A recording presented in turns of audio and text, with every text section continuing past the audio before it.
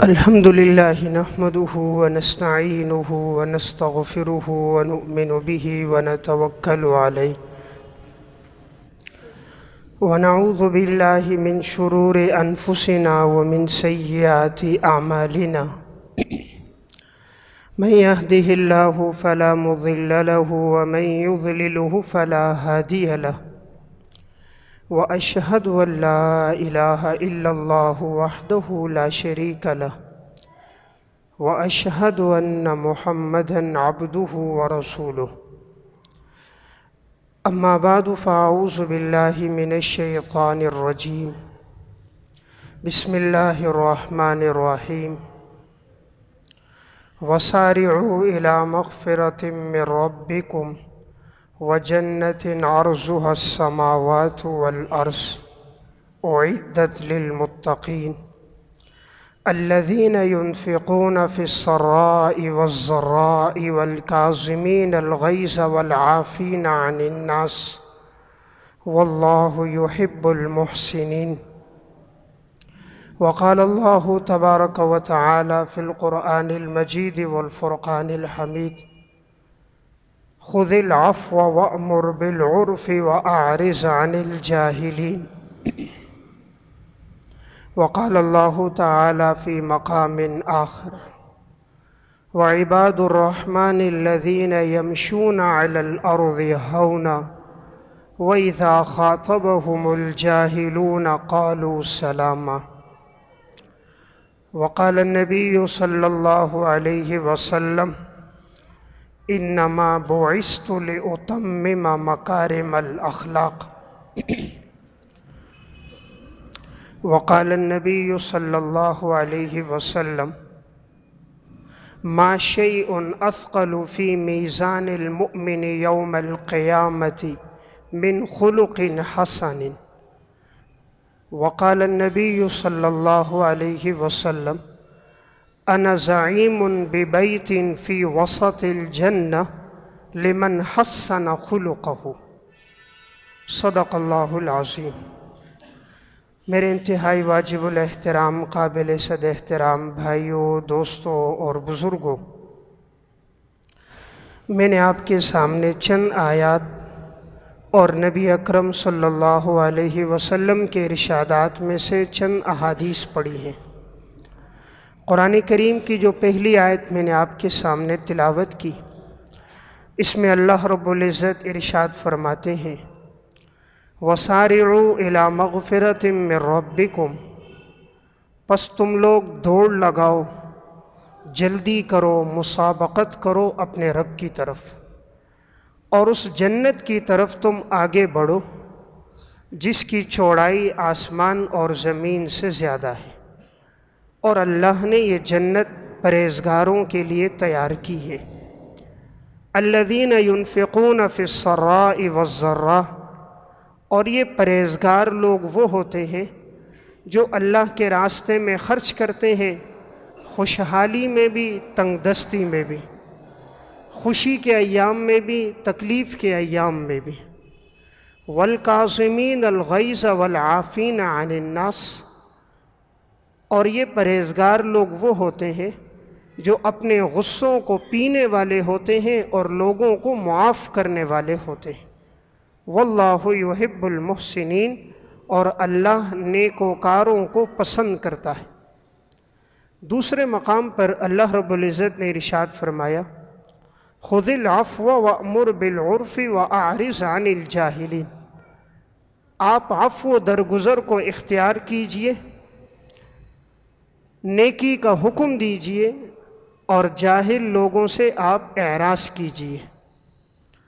ایک اور مقام پر اللہ رب العزت نے ارشاد فرمایا وَعِبَادُ الرَّحْمَنِ الَّذِينَ يَمْشُونَ عَلَى الْأَرْضِ هَوْنًا، اللہ کے نیک بندے وہ ہوتے ہیں جو زمین پر چلتے ہیں عاجزی کے ساتھ۔ وَإِذَا خَاطَبَهُمُ الْجَاهِلُونَ قَالُوا سَلَامًا، اور جب کوئی جاہل آدمی ان سے مخاطب ہوتا ہے، الجھنا چاہتا ہے، تو وہ آگے سے سلام کہہ کر درگزر اس سے کر کے آگے چلے جاتے ہیں، یعنی جاہل سے الجھتے نہیں ہیں، بلکہ جاہل اگر ان سے الجھنا بھی چاہے تو وہ سلام کہہ کر اپنی منزل کی طرف آگے بڑھ جاتے ہیں، اس سے جھگڑا نہیں کرتے۔ حدیث میں رسول اللہ صلی اللہ علیہ وسلم نے ارشاد فرمایا، انما بعثت لاتمم مکارم الاخلاق، اللہ رب العزت نے مجھے اس لیے بھیجا ہے تاکہ میرے ذریعے سے اخلاق کی تکمیل ہو جائے۔ دوسری حدیث میں رسول اللہ صلی اللہ علیہ وسلم نے ارشاد فرمایا، آپ نے فرمایا ما شیء اثقل فی میزان المؤمن یوم القیامہ، انسان کے نامہ اعمال میں قیامت کے دن سب سے وزنی عمل جو ہوگا وہ انسان کے اچھے اخلاق ہوں گے۔ رسول اللہ صلی اللہ علیہ وسلم نے ارشاد فرمایا، انا زعیم ببیت فی وسط الجنہ، میں ضمانت لیتا ہوں اس بات کی کہ میں جنت کے وسط میں اس شخص کو محل لے کر دوں گا، لمن حسن خلقہ، جو اپنے اخلاق کو اچھا کرے گا۔ میں جنت کے وسط میں ضمانت لیتا ہوں کہ اسے محل لے کر دوں گا جو اپنے اخلاق کو اچھا کرے گا۔ تو قرآن کریم اور احادیث مبارکہ میں ہمیں جس بات کی تعلیم ملتی ہے وہ ہے حسن اخلاق، انسان اپنے اخلاق کو اچھا کرے۔ احادیث مبارکہ میں نبی اکرم صلی اللہ علیہ وسلم نے اس کی بڑی تاکید بیان فرمائی۔ آپ نے فرمایا انسان کے نامہ اعمال میں جو وزنی عمل ہوگا قیامت کے دن وہ اس کے اچھے اخلاق ہوں گے۔ قیامت کے دن ہر انسان کو جو نامہ اعمال ملے گا تو والوزن یومئذ الحق فمن ثقلت موازینہ فاولئک هم المفلحون ومن خفت موازینہ، جس شخص کا نامہ اعمال بھاری ہوگا وہ تو فلاح پا جائے گا، اور جس کا نامہ اعمال ہلکا ہوگا تو وہ شخص خسارے میں ہوگا۔ وَنَضَعُ الْمَوَازِينَ الْقِسْطَ لِيَوْمِ الْقِيَامَةِ، ہم قیامت کے دن ترازو کو رکھیں گے تاکہ انصاف کرتے ہوئے ہم لوگوں کے اعمال کو تولیں گے۔ تو انسان کے وزن اعمال نے ہونا ہے، اور اعمال میں جو وزنی عمل ہے وہ انسان کے اچھے اخلاق ہیں۔ اسی لیے رسول اللہ صلی اللہ علیہ وسلم نے ارشاد فرمایا، دو چیزیں ایسی ہیں جو انسان کو جنت میں لے کر جانے والی، اور دو چیزیں ایسی ہیں جو انسان کو کثرت کے ساتھ جہنم میں لے کر جانے والی۔ جنت میں لے جانے والی دو چیزیں کیا ہیں؟ الفم والفرج، نمبر ایک منہ یعنی زبان کا صحیح استعمال، اور نمبر دو شرمگاہ کا صحیح استعمال۔ زبان کا صحیح استعمال، شرمگاہ کا صحیح استعمال، اور دو چیزیں اکثر انسانوں کو جہنم میں لے کر جانے والی ہیں، وہ ہے زبان کا غلط استعمال اور شرمگاہ کا غلط استعمال۔ تو جنت میں لے جانے والی بھی دو چیزیں ہیں، جہنم میں لے جانے والی بھی دو چیزیں۔ آپ صلی اللہ علیہ وسلم نے ارشاد فرمایا، ان المؤمن لا يدرك بحسن الخلق من درجة الصائم القائم، مومن انسان اپنے اچھے اخلاق کی وجہ سے وہ درجہ پا لیتا ہے جو اللہ کے ہاں قائم یعنی وہ جو ساری رات قیام کرتا ہو اس کا جو درجہ ہے، اور صائم جو دن بھر روزہ رکھتا ہو اس کا جو درجہ ہے، اچھے اخلاق والا اس درجے کو پا لیتا ہے۔ یعنی جس انسان کے اخلاق اچھے ہوں گے تو آپ نے فرمایا اللہ اس کو قائم کا درجہ بھی دے گا جو راتوں کو قیام کرتا ہے، اور اللہ اس کو صائم کا درجہ بھی دے گا جو دن بھر روزہ رکھتا ہے۔ معلوم ہوا کہ حسن اخلاق شریعت میں ایک بہت بڑا وزنی عمل ہے۔ نبی اکرم صلی اللہ علیہ وسلم کے اخلاق خود کیسے تھے؟ حضرت انس بن مالک رضی اللہ تعالی عنہ فرماتے ہیں، میں 10 سال آپ صلی اللہ علیہ وسلم کے ساتھ رہا ہوں۔ فرماتے تھے حضور کے دست مبارک کا گوشت اتنا نرم تھا کہ ریشم سے زیادہ نرم ہوتا تھا، اور میں نے مشک اور عنبر میں وہ خوشبو نہیں پائی جو آپ صلی اللہ علیہ وسلم کے پسینے میں پائی۔ فرمایا میں 10 سال حضور کے ساتھ رہا، کبھی آپ نے نہیں کہا کہ یہ کام تم نے کیوں کیا، اور اگر میں نے کوئی کام نہیں کیا تو یہ نہیں کہا کہ یہ کام تم نے کیوں نہیں کیا۔ یعنی کبھی آپ نے مجھے اف تک نہیں کہا، حالانکہ میرے 10 سال آپ صلی اللہ علیہ وسلم کے ساتھ گزرے۔ 10 سال بہت بڑا وقت ہے، یہ 10 گھنٹے یا 10 دن یا 10 مہینے نہیں ہیں، 10 سال کا عرصہ ہے۔ اور انسان کی تحمل مزاجی اور اخلاق کا پتہ کب چلتا ہے؟ جس کے ساتھ زیادہ واسطہ پڑتا ہے، اور انسان کا زیادہ واسطہ اپنی بیوی کے ساتھ، اپنے بچوں کے ساتھ، دوست احباب کے ساتھ، اپنے ماتحتوں، غلاموں، نوکروں کے ساتھ پڑتا ہے۔ تو جس پیغمبر کا اپنے خادموں کے ساتھ ایسا تعلق ہو کہ 10 سال میں خادم کہتا ہے مجھے اف تک نہیں کہا، کسی معاملے میں ڈانٹا نہیں، اس پیغمبر کے اخلاق کتنے عالی۔ حالانکہ انسان کا زیادہ بس اپنے نوکر پہ چلتا ہے، اپنے نوکر اور خادم پر وہ ذرا ذرا سی بات میں الجھتا ہے، جھگڑا کرتا ہے، بد اخلاقی سے پیش آتا ہے، اور آج کے الفاظ میں کہتے ہیں جی حضرت کا بلڈ پریشر ہائی ہو گیا۔ یہ بلڈ پریشر بھی بڑا سمجھدار ہے، یہ چھوٹے پر ہائی ہوتا ہے، اپنے سے بڑے پر ہائی نہیں ہوتا۔ جب کلو کو 1.25 کلو مل جائے تو یہ وہاں ہائی نہیں ہوتا، ہاں کلو کے سامنے آدھا سیر ہو تو یہ ہائی ہو جاتا۔ اصل بات بلڈ پریشر ہائی نہیں ہوتا، ہم جہاں غصہ نکال سکتے ہیں ہم پورا نکالتے ہیں، جہاں ہمارا بس نہیں چلتا تو ہم برداشت کرتے ہیں، کہتے ہیں ہم نے صبر کر دیا۔ صبر نہیں کیا، وہ اس کی طاقت نہیں چلی۔ اگر بس چلتا تو وہ یہاں بھی اپنے غصے کا اظہار کر دیتا۔ تو آپ کے ساتھ 10 سال رہنے والا خادم کہتا ہے کہ کبھی آپ نے مجھے اف نہیں کہا۔ سنن ابی داؤد کی روایت ہے، حضرت انس رضی اللہ تعالیٰ عنہ فرماتے ہیں کہ رسول اللہ صلی اللہ علیہ وسلم نے مجھے ایک کام کے لیے بھیجا، اور میں بچوں کے ساتھ کھیلنے لگ گیا، کیونکہ یہ خود بھی اس وقت بچے تھے، تو مجھے یاد نہ رہا، اتنے میں حضور آ گئے تو میری گردن پہ ہاتھ رکھا۔ میں نے جو حضور کی طرف دیکھا تو حضور مسکرانے لگ گئے، اور آپ نے فرمایا یا انیس اذهب حیث امرتک، آپ نے پیار میں تصغیر استعمال کرتے ہوئے کہا انیس کیا تم نہیں گئے اس کام کی طرف جس کا میں نے تمہیں حکم دیا تھا؟ یعنی ڈانٹا نہیں، مارا نہیں، غصہ نہیں کیا، پیار سے کہا۔ تو آپ صلی اللہ علیہ وسلم کے اخلاق اتنے عالی تھے، تو یہ امت کو درس دینا تھا کہ اپنے اندر حسن اخلاق کو لے کر آؤ۔ دیکھیں جنت میں اگر کسی کو کوڑا رکھنے کے برابر بھی جگہ مل جائے تو حدیث میں آتا ہے دنیا اور ما فیہا سے بہتر ہے، لیکن اللہ کے رسول صلی اللہ علیہ وسلم فرماتے ہیں کہ جن کی زبان سے سچ کے علاوہ کچھ نہیں نکلتا، آپ کی زبان سے جو صادر ہوا وہ وحی ہے، وما ينطق عن الهوى ان هو الا وحی یوحى، وہ پیغمبر فرما رہا ہے کہ انا زعیم ببیت فی وسط الجنہ، میں ذمہ داری لیتا ہوں، میں تمہیں جنت کے درمیان میں محل لے کر دوں گا، لمن حسن خلقہ، جو انسان اپنے اخلاق کو اچھا کرے گا۔ پیغمبر سے بڑی ذمہ داری کون لے سکتا ہے؟ اور ذمہ داری بھی کسی کو آج اگر کہہ دیا جائے میں تمہیں ڈیفینس میں مکان خرید کے دیتا ہوں، انسان کتنا خوش ہو جاتا ہے، لیکن ہو سکتا ہے کہنے والا بات سے مکر جائے۔